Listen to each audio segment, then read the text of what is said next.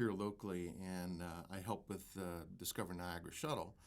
And although we have Matt Villeneuve, who's our technologist and our marketer, I was looking also because I'm on a board or several boards in the area, all pretty well tourist related, and I was looking for a solution so we could tell our stories of the area, because our drivers, although they're great, they're not docents, and they're actually school bus drivers, and so they're used to telling people to sit down and be quiet, as part of the parlay that they would have, but they don't tell the stories.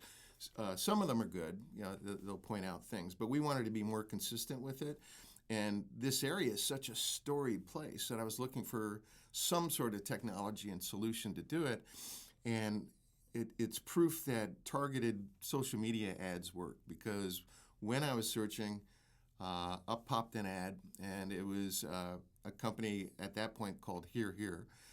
They changed their name to Autio, but it was a company started by Kevin Costner, the actor, Academy Award winning director, and actually a masterful storyteller, because that's what he does. And Bill Whirlin, who's a businessman, he used to be president of, I forget. Anyway, a businessman. And then Woody Sears, who's also a technologist and an entrepreneur. And Woody made his money creating apps.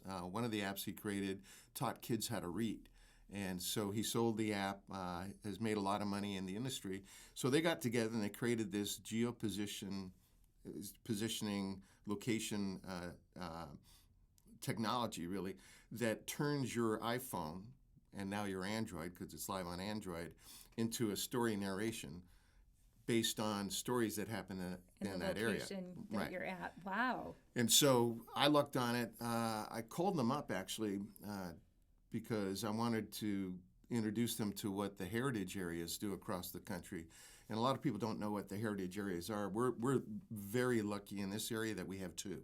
We have the Underground Railroad National Heritage Area, and we also have the Niagara Falls National Heritage Area. And their charge is to really be the storyteller and story keeper for the stories across America. They're part of the National Park Service, and that's what their obligation is, to promote culture. It's to promote the real stories of the area, to help the areas become better. They're involved with murals in Niagara Falls, and they just do a tremendous amount of work, and they work with other charities, and it's just a super organization. So this seemed to me like a really winning kind of connection. A winning combination. I think that it is so interesting how you stumbled upon this and you're able to tie everything together. Sarah has done such a great job with this organization, and I do have to say I am also a board member of the Niagara Falls National Heritage Area, so I have more of an inside look at it from a governance point of view, but had the opportunity to really be involved in a lot of different aspects of this organization. In fact, today I'm leaving on a plane tonight to go to a conference representing the heritage area. And it's so wonderful, all the stories that we have, not only history, but just bringing everything to, just to the forefront. There's so many opportunities for storytelling to be done here in Western New York. And importantly, there are so many stories to tell. Yes. In this area. In fact, this area, I'm on a mission because I'm involved with Autio and I'm involved with the heritage area. I'm on a mission to make the Niagara County one of the most storied places in America, certainly on our app. Right now, we're tracking at 100 produced stories, or we're close to 100, maybe 90, that have been produced thus far, and they show up on the app, but that's just one place that they show up. So you can download the app. It's autio.com. You can download the app and you get 5 free stories just to get a sense of what we're talking about.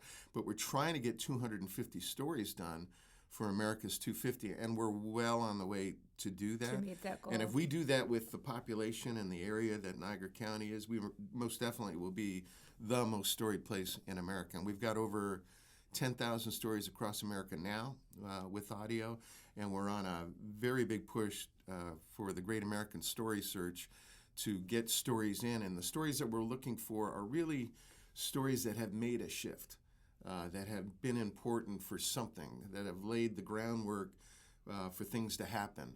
Certainly we're involved with the Underground Railroad. Lots of stories there, of course. Surprising stories. I'm sure. And I'm having more fun now than in all the things that I've done. And I've done some really fun things over the years. But this is, to me, it's one of the most important things, number one, that I'm doing. And it's also the most fun because I'm a history buff. Yeah. And I get to read these stories, in order to get them through the process to get them on the app with the team that we have based out of Santa Barbara. And here we are in Niagara County, and we're trying to pull all these stories in. And it's just not Niagara County, because the Alliance of National Heritage Areas, there are 62 right now across the country.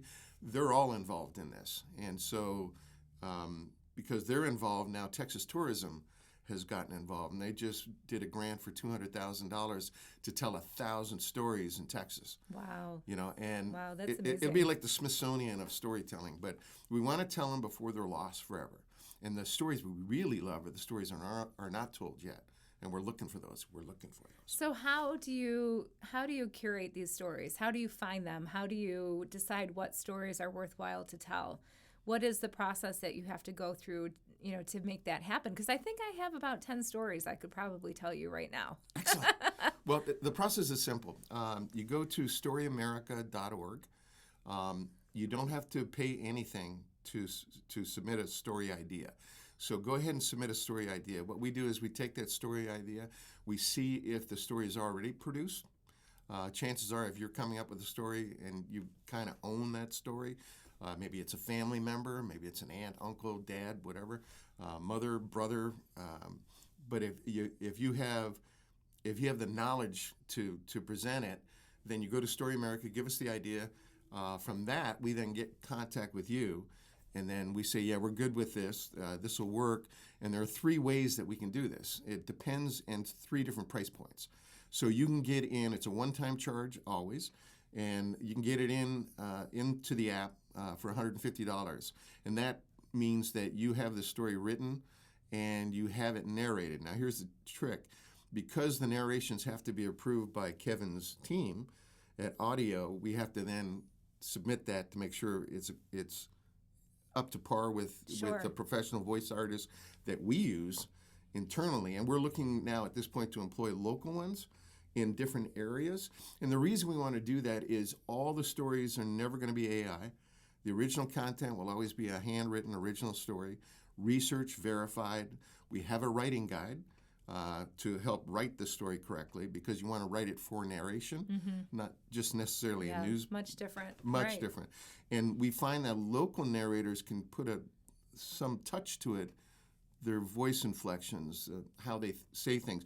Typically, they're intimate with the story. They know about the story, so they can really do a good job of narrating this story professionally.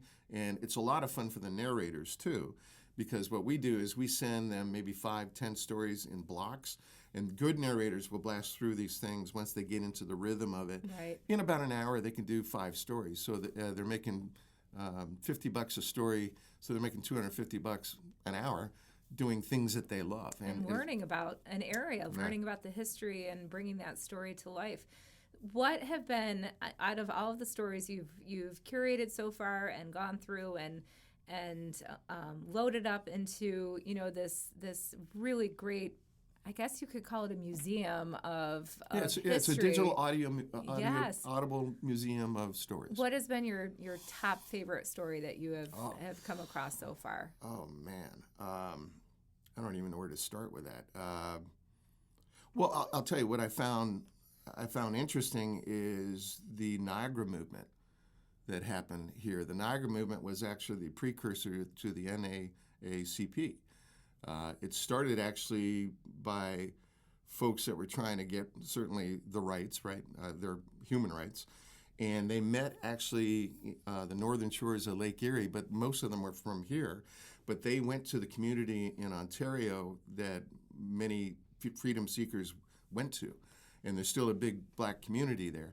So they met there, but they came here. But it was called the Niagara movement, and that, again, led to the national movement that we know now. So these sort of things that are connected to Niagara, I find really interesting. But there's stories all across America, and it's really hard for me to narrow into one. That is so interesting. So that is more of the deeper rooted community stories that are really important to keep alive and really important for for the locals to know, for everybody to know, but it's sometimes lost. That information may not have been passed down. Well, a good example is the Prophet Isaiah house. Yes. And which is a beautiful house, restored. National Heritage Area has gotten involved with it, so they're going to maintain it. But the story of how that came to be is one of these stories that we tell. Stories about NU.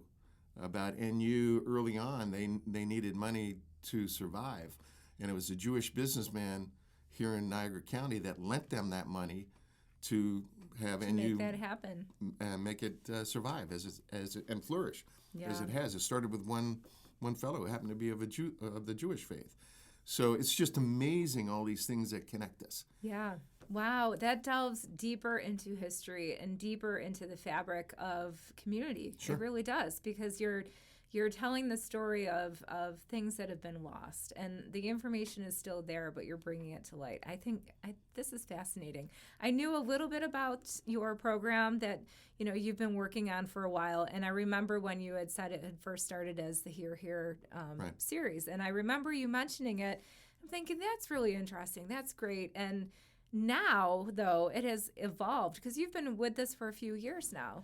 About a year and a half. Year and a now. half, yeah. And we when we started, the reason I got involved, actually, truly, besides helping out with the shuttle, because we're going to make these stories available on the Discover Niagara shuttle. A QR code will pull it up so they can download the app and listen to some of the stories. If they're interested, they can pay the subscription price. Typically, it's $35 for a year. You can do like a 30-day pass for $25 or whatever. But we're also making these stories available free. Because the Heritage Area received a grant from National Park Service to do this, one of their edicts is if we're doing this, these stories have to be Right. available. Mm-hmm. And so we're making these available. So what happens is when the story is narrated, the narrated file is sent back to the contributor. So that may be the Chamber, that may be M&T Bank, that may be Fort Niagara, that may be, all these places. They get to use those actual narration files in their marketing. Mm-hmm. So if you look at the most it costs, if we do the research, we do the writing with the contributor involved, because the final proof is always the contributor who owns the story. We go ahead and get them approved. We narrate it with a professional voiceover artist, and then we publish it globally. And then that file is then sent back so they can use it in their social media marketing, use it on their web assets, use it in presentations that they do.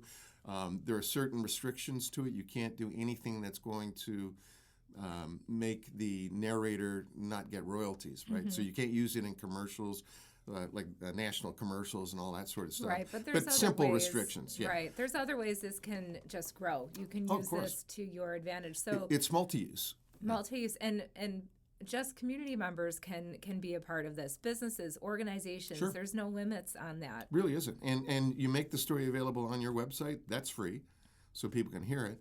Also, much like the historic markers that you see around the U.S., you can put a QR code now on them and actually hear the narration of that particular story done professionally. Mm-hmm. And again, it's forever. And Wow. we're doing it for future generations, not just now. And the really neat thing is Sarah Capeman, again, who's the executive director of the Niagara Falls National Heritage Area, happens to be the chairwoman for the entire Alliance of National Heritage Area. So she's often in Washington speaking in front of Congress and doing these sort of things. Well, she's gotten the idea that this might be a great learning lesson that we can now give to schools to teach them how to do actual research, not using Right. AI. Right. Do actual writing, in different forms of kind of writing.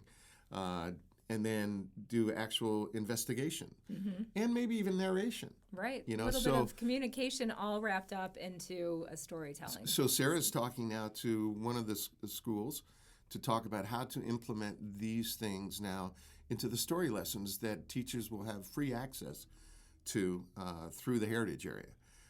There's also, group licenses and all these sort of things that we can talk about in the future. But the idea behind this is to make the stories heard. How do we do that? Do we do that on the app? Do we do that free? How do people get access to these local stories? I know we're going to start a campaign where we're going to do a release of a story a day kind of thing so people can listen to it, because you'll be very surprised what you don't know about the local area that you live in. Oh, I'm sure. Because of these stories now Right. that are told. You know, you've heard of it maybe, maybe not, but you then get to really dive down deep into it to really hear it. And I use it when I travel, right? My wife and I love going on trips, but we hardly ever go on the highway. We always go on the Take those side roads, because the we see scenic route. community. Right, we Yeah. see communities we don't see. It's amazing to me. For example, I was driving through Ohio, and I was driving through Ashdubula. I just love saying that name.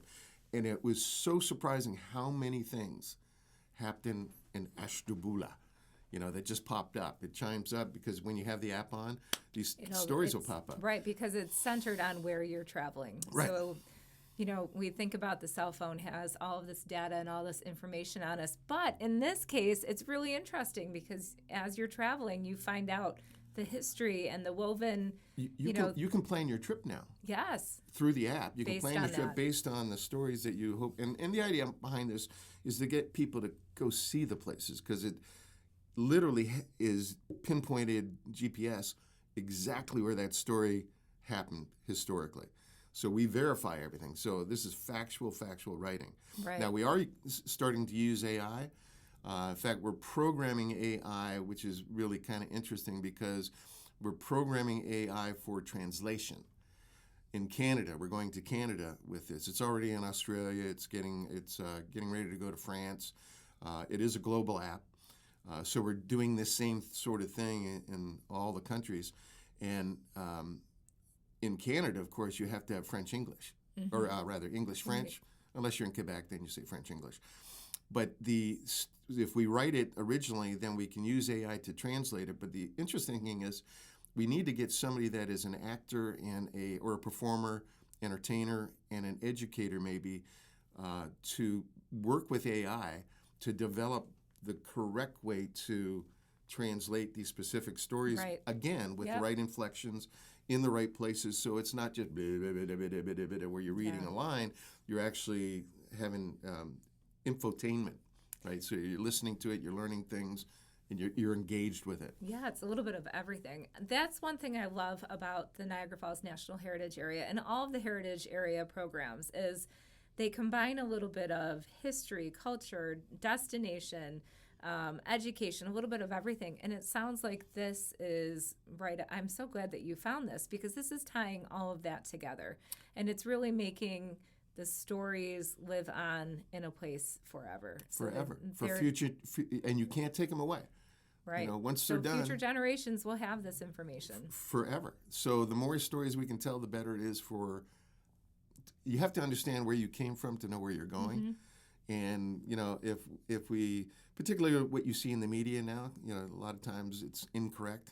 It's whatever it is. We want fact-based stuff. Right. So these stories are important because they are that. And there's no denying that, this happened here. So these stories will be available on the shuttle by next year? We're looking for, we're really gearing to America 250.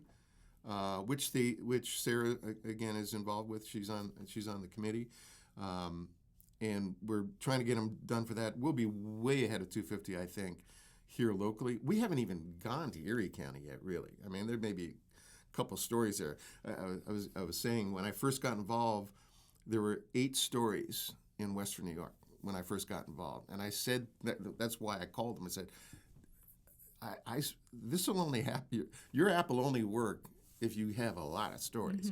And so if I get with you and then help you spread your wings a little bit to get these places where you can get the stories from, the sources, the resources to get the stories from, like the Heritage Area, I think this would benefit you. It would certainly benefit the Heritage Area and the other groups. So can we put this together? And they did. And they've been very helpful working towards that end to make sure that all the heritage areas across the country are covered. Typically, a lot of the seed money, some of it came from AAA. They were early on investors. iHeartMedia is involved in it now. They put $4 million worth of ad buys in it to help expand the brand. So this isn't going away; it's staying. Oh, no. This program is staying. Yeah, it's only going to build and build and build and build. So now's the time to get involved in it, to get it done, particularly before the season starts if you're in tourism. Right. Because most of the stories are, besides the educational thing, they drive the ability to attract people that are looking for genuine things to do or see and understand where it all came from. So this, if somebody wants to submit a story, what was the website that you had mentioned? Story America in the U.S., storyamerica.org. Submit your idea, and then we'll get back with you and go to the next step. If you want us to do everything, the research, the writing, with you involved, the narrating, the publication on the app, and then work with you to help you really give your sound file or your story long legs to show you how to use it, so you can use it for free and get people to hear it. That would be about it's our package A, which is the full production. It's $498. So it's a little bit more, but you can just start with submitting your just story an idea. Yeah, it doesn't cost anything to submit. So you can just send that in and take off from there. See what happens. Yeah, we'll get in contact with you. We'll see how we can make this happen. Sure. Because you may want to write your own story, and that's fine too. Yeah, and I think that our area, I have 10 stories in my head already, Aaron, so I'm going to have to get on that website and submit them already. But I know that, our area has so much history that hasn't been told yet. And so I think that this is a perfect way to bring that to light and to really showcase the area, not just for tourism, not just for keeping the history alive, but just for the community itself, for you to find out, what happened down the road from you or what happened, on the land that you're living on right now. It's a really interesting concept, and I'm so happy that you're a part of it. I'm so happy you came today, too. Me too, even without the Bloody Mary. I know, no Bloody Mary, no makeup, and actually he was here in his seat ready to go before I even walked in the door. I'm a professional. You are, Aaron. So let's just say you have another hat that you wear, and that is with the Discover Niagara shuttle. I know the season is almost done with. It is ending soon. Tell us a little bit about how the season went and when's the last day of shuttle until we put it away until next year. Well, the last day is going to be October 9th. So we're looking at next week will be the last weekend that we run. Then we open up again in May. It's been a great year. We've done a lot of really cool things with the shuttle besides just running our routes. And we bring tens of thousands of people each year. I know to Old Fort Niagara, for example, thousands of people go there that would not go there if it was not for the shuttle. Yeah. And one of the most exciting things that we did this year was we opened up 4 Mile State Park. That was huge. It was huge. Huge traffic, too. A lot of riders. A visitor center. The chamber is also a visitor center. So we have riders. We see the riders come in off the shuttle. They come in, ask questions, and I can't tell you the number of people that have visited just the village of Lewiston alone, because that's what I'm able to keep count on from 4 Mile. Yeah. And that was a huge step. There was another big thing that happened this year, and it was with artwork. Tell us a little bit about Polly King and what happened there. The famed Polly King, who is a story, by the way. Oh, good. I'm not sure it's published yet, but it's getting written.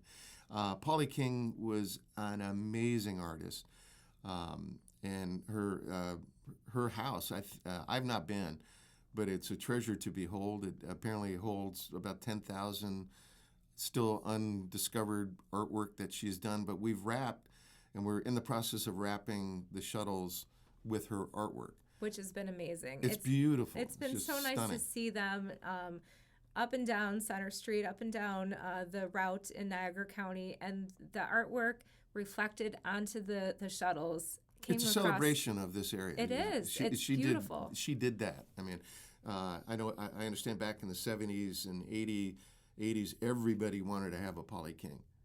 Maybe even 60s. Everybody wanted to have a Polly King in their house. I mean, it was because it's very, very colorful, very cool. If you look at the shuttles, you'll see what we're talking about. Yeah, definitely. So that's exciting. It's sad that they will be put away this coming weekend. The 9th is a Monday, so it runs all the way through this 9th, and then put back away up until May. And I can tell you that we miss the shuttle when it's not running. One thing many people don't know about the shuttle, it doesn't just run the route again.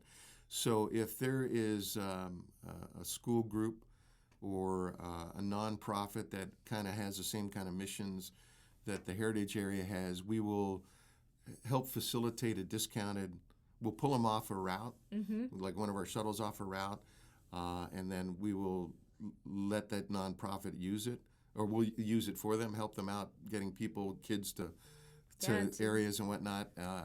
That's great to know. For a discounted price. Right. So that those are sort of the things that people don't know that we do.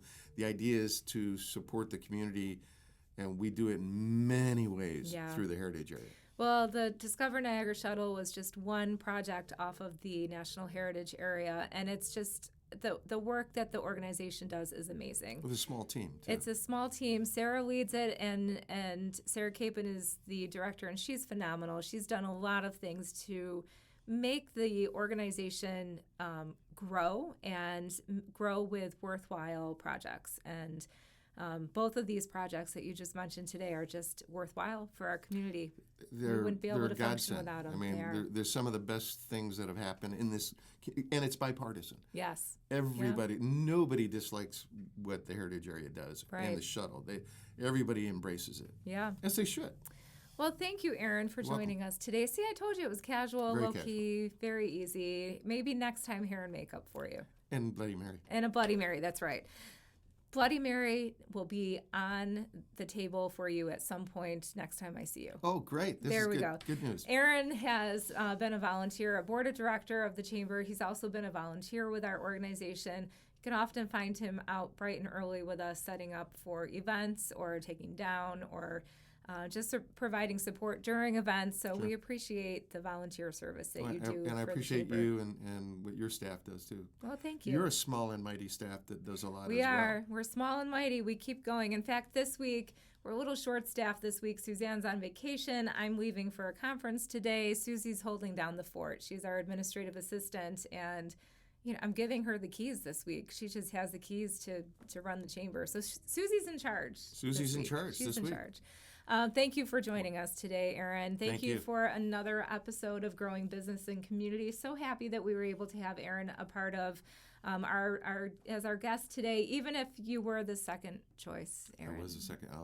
I'm going to remember you that. are, but that's okay. It was a very, very interesting discussion on how you can become involved and have your story kept alive. And we hope to ride the shuttle soon. I know this weekend, the last weekend, maybe I'll hop on just for fun.